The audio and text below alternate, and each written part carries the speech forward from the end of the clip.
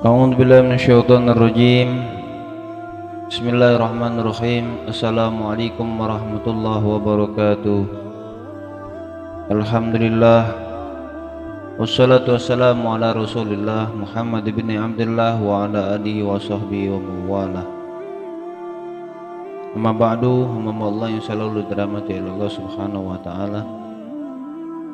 Nabi kita Nabi Muhammad sallallahu alaihi wasallam, junjungan Nabi kita, penghulu kita, pembawa nur cahaya bagi kita sebagai umatnya, umat baginda Nabi Muhammad SAW,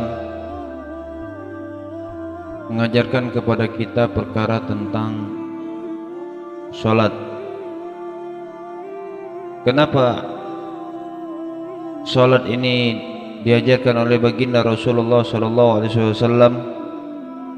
Di balik daripada rahasia salat yang Allah Subhanahu wa taala perintahkan kepada baginda Nabi Muhammad sallallahu alaihi wasallam, itu diajarkan kepada kita selaku umatnya, umat Nabi Muhammad sallallahu alaihi wasallam. Pada hakikatnya yang telah dituangkan dalam Al-Qur'anul Karim, Allah Subhanahu wa taala telah berfirman, qala Allah ta'ala fil Qur'anil Karim, inna sholata tanha 'anil fahsya'i wal munkar.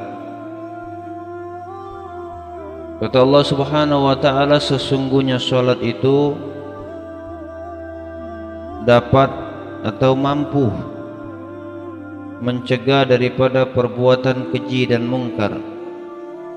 Jadi itulah perkara daripada salat yang diajarkan oleh baginda Rasulullah sallallahu alaihi wasallam. Pentingnya salat dalam agama Allah Subhanahu wa taala untuk agar kita itu mencegah daripada perbuatan keji dan mungkar. Jadi bagaimana cara mencegah daripada perbuatan keji dan mungkar itu? Diajarkan oleh Allah Subhanahu wa taala kepada Nabi kita Nabi Muhammad sallallahu alaihi wasallam dengan cara mendirikan salat. Artinya kita itu mengerjakan daripada sholat, kita kerjakan, atau karena sabab daripada kita mengerjakan amal soleh, yaitu sholat, menjadi tiang agama bagi umat Islam, bagi umat Muslim. Dengan sholat kita akan menjadi sosok jiwa yang tenang. Dengan sholat kita akan menjadi sosok jiwa yang pemurah. Dengan sholat kita akan menjadi sosok yang gemar berkasih sayang. Dengan sholat akan membersihkan daripada kotoran-kotoran hati kita. Dengan sholat kita akan menjadi damai, tenang. Dengan sholat kehidupan dalam rumah kita menjadi rumah layaknya rumah baginda Nabi kita Nabi Muhammad sallallahu alaihi wasallam. Jadi karena salat tadi, al mukmin yang selalu dirahmati oleh Allah Subhanahu wa taala, kenapa ditekankan dalam agama Allah, agama Islam? Karena salat itulah yang mampu mencegah perbuatan keji dan mungkar.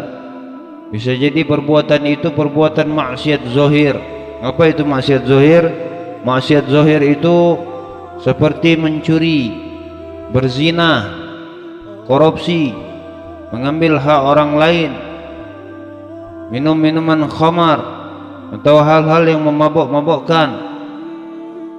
Kemudian cinta terhadap dunia, sehingga apabila kita mendirikan daripada salat dengan khusyuk, dengan ikhlas, semata-mata berharap akan ridha Allah Subhanahu wa taala, maka salatlah yang akan menjadi darah daging ke dalam diri kita, sehingga tercegahlah daripada perbuatan maksiat zahir. Kemudian maksiat batin. Dengan salat kita juga akan tercegah daripada perbuatan mengiri, mendengki, menghasad, menghasut, ya, menghibah. Jadi dengan salat yang dilakukan secara khusyuk dan ikhlas akan mampu mencegah daripada perbuatan keji dan mungkar secara batin. Jadi dalam agama Islam, setelah kita bersyahadat asyhadu an la ilaha illallah wa asyhadu anna Muhammadar Rasulullah. Tentunya perintah yang selanjutnya yaitu dengan salat. Inna salata tanha 'anil fahsya'i wal munkar. Karena salat itulah yang membuat kunci hati kita ini dikunci oleh Allah Subhanahu wa taala daripada perbuatan keji dan mungkar. Kadzalika al mu'min selalu dirahmati oleh Allah Subhanahu wa taala. Jadi kalau kepengen tenang dalam hidup, lakukan salat. Salat 5 waktu kita jaga sehingga perbuatan keji dan mungkar akan terhindar, yang akan membawakan keselamatan bagi kita. Dan dengan salat yang kita lakukan ikhlas di jalan Allah Subhanahu wa taala akan menjadikan hati kita ini pun terhindar daripada perbuatan maksiat secara batin. Jadi maksiat itu ada dua, maksiat zahir dan maksiat batin.